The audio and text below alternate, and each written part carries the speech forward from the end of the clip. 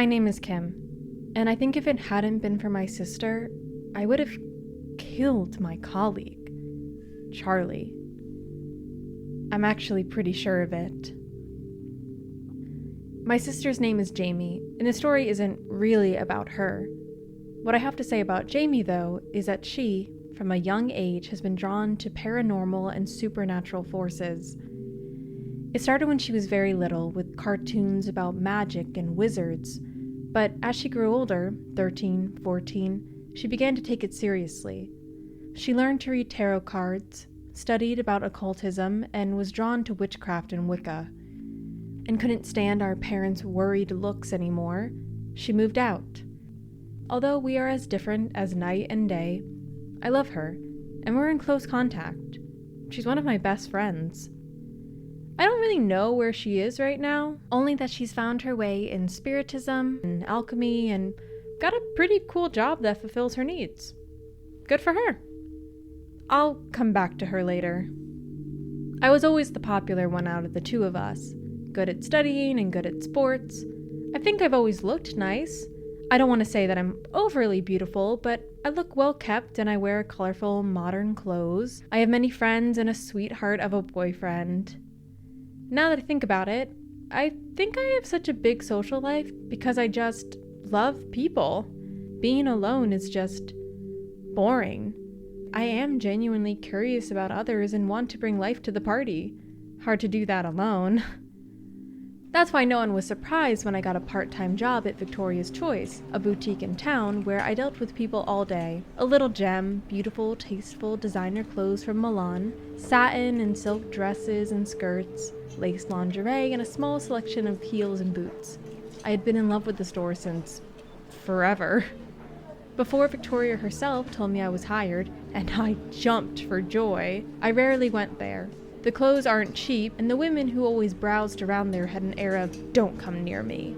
You belong in the bargain bin." Yet, Victoria must have seen something in me, because one day, on a Friday, it was almost closing time, she approached me. "What do you think of that dress?" I looked up. The owner had never spoken to me before. I ran my hand over the smooth fabric I was holding. "It's very nice. It's soft and firm, and there's a light orange glow in it, I believe. It's clearly tailored by hand. It's beautiful. Like everything here is beautiful."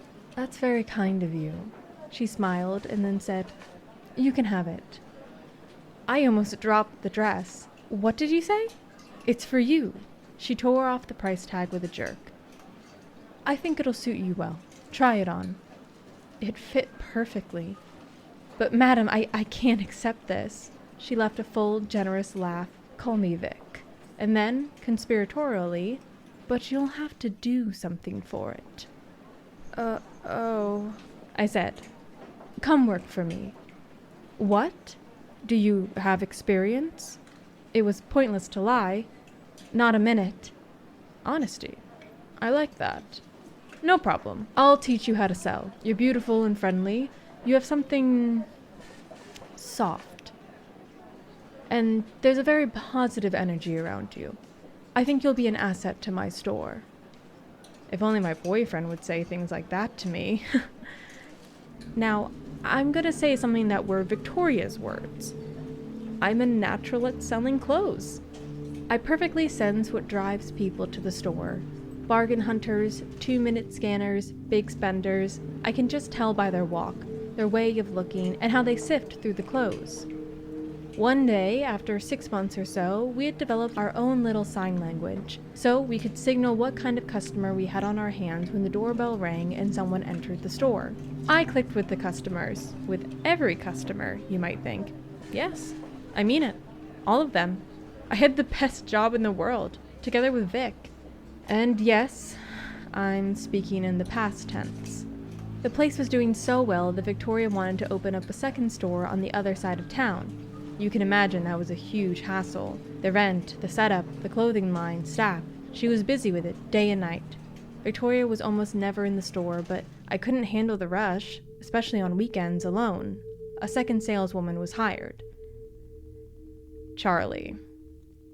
She was a brunette, Large eyes, tall, intimidatingly attractive.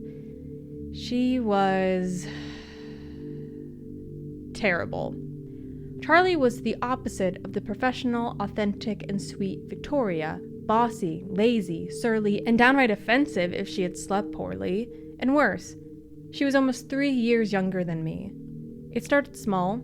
Unfriendly remarks she would make in passing as she walked by me with a stack of skirts. "I'll keep these away from you.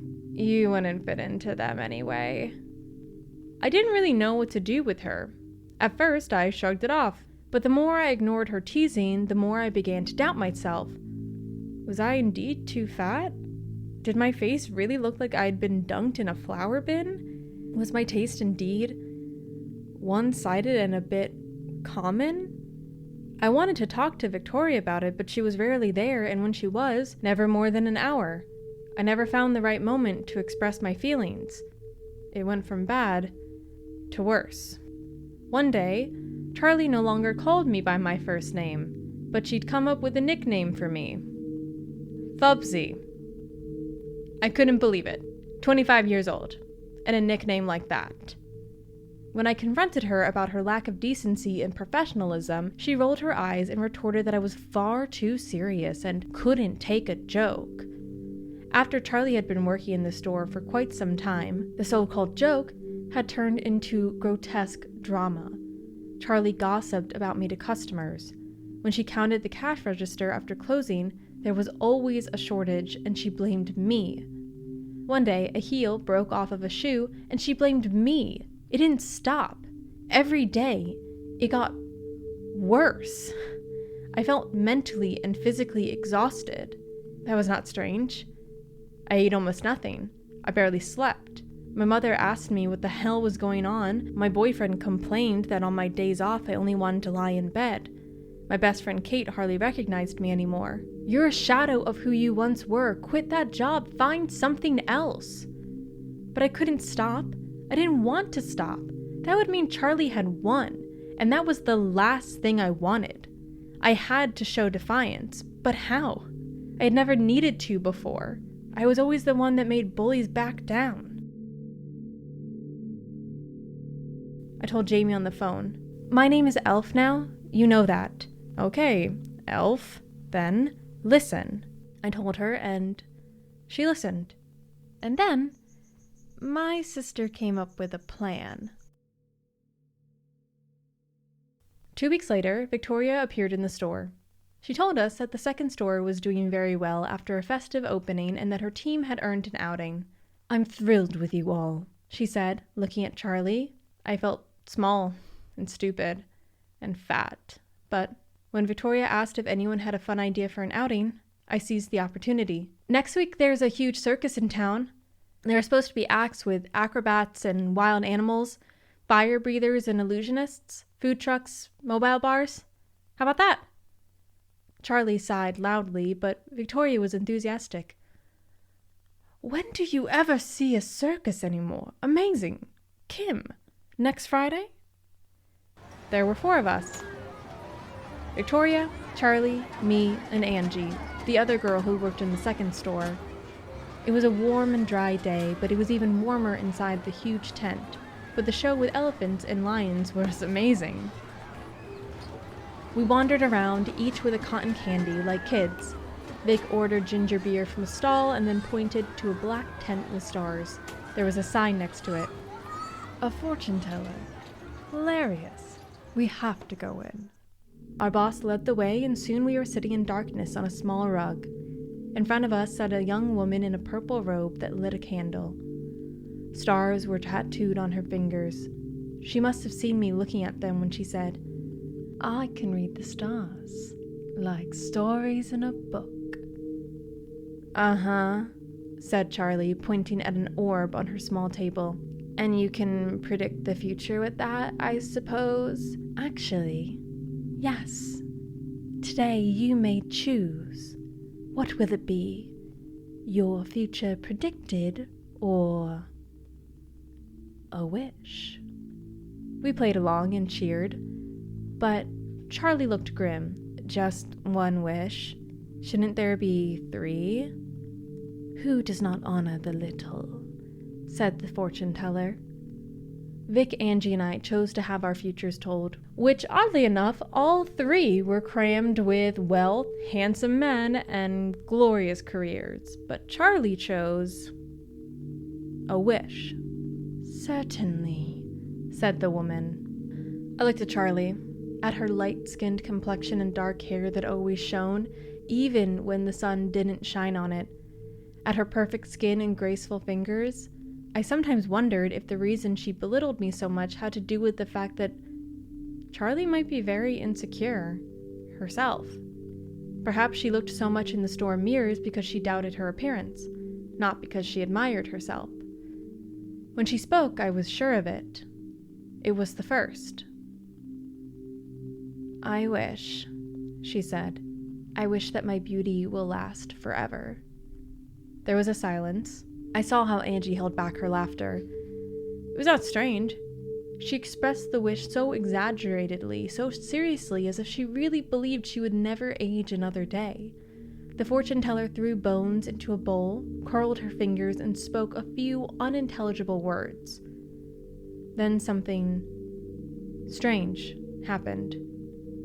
It seemed as if the tent came off the ground, just briefly and very lightly, as if it were lifted. No one seemed to notice, but I felt it. Something had changed. I just couldn't put my finger on it. Victoria treated us to the tastiest street food I had eaten in years. Flatbread with shawarma and cold beer, and then the crowd thinned out. I thanked her and hugged her as I said goodbye to Angie and Charlie. Angie waved. Charlie said nothing. The next day, Saturday, all the three of us were supposed to work, but Charlie was not there. Sick, said Vic. At least I think. I haven't gotten a hold of her yet. Didn't she call in sick then? No, she just didn't show up. Weird, I said. And I meant it. Probably the shawarma, she said. But it wasn't, because Monday and the days after, Charlie was not at work. Victoria rang her doorbell, but no one answered. She hesitated, but then called the police, who forced the door and conducted a house search. Nothing. Charlie was not at home. But what was even stranger, all her stuff was still there. Her phone with missed calls and her keys. Her car was parked in front of her house, a bike in the backyard, a full closet of clothes, food in the fridge. Victoria had no idea why Charlie had not shown up, and now she knew even less. The police initiated an investigation, but it yielded nothing. No blood traces or signs of a break-in. Nothing. Charlie had vanished from the earth. A few days later, a day before the circus was set to break up and move on, Angie walked in around opening time. Hey, you. Hey, Kim, how are you? You look good. Cheerful. Thanks. That's how I feel. We're working together today. Vic is running the other side with the new one. I smiled. Angie was okay. Very okay. You know what? After we unpack those new mannequins, we'll do coffee and catch up. It's still quiet. Angie cut the large cardboard boxes into strips with a small knife, and I removed the thin wrapping paper from the mannequins. Together, we carried the ladies, there were 4, to the display window. Angie whistled. These are much nicer than those old ones. Look at that hair. Very lifelike. Beautiful. I nodded, positioned an arm in a pose, and froze. What's wrong? She looked from me to the mannequin, to the head of the mannequin. Oh my God, she said. I could say nothing. The face of the mannequin was indeed lifelike. It was lifelike and looked exactly like a face I knew so well, that I loathed. Charlie, whispered Angie, like 2 drops of water. She was right. The overwhelming beauty of Charlie was captured in a plastic doll. After a silence, Angie shrugged her shoulders. She would have loved this. She grinned. If she had been here. It was getting dark when I arrived at the circus grounds. The last visitors were walking to their bikes and cars. I pulled back the black tent cloth and went inside. "And?" asked the fortune teller. "I don't know how to say this," I said, "but I think that it worked." Elf, smiled. Her eyes shone like the moon under which she'd read her countless Stephen King novels when she was 12. "It feels so surreal. How did you ever do that? Whatever you did." Jamie opened her arms as she went to demonstrate all the magical items in her tent. Dried salamander skins, dream catchers, crow bones, thick books with black covers, purple and yellow powders in glass tubes.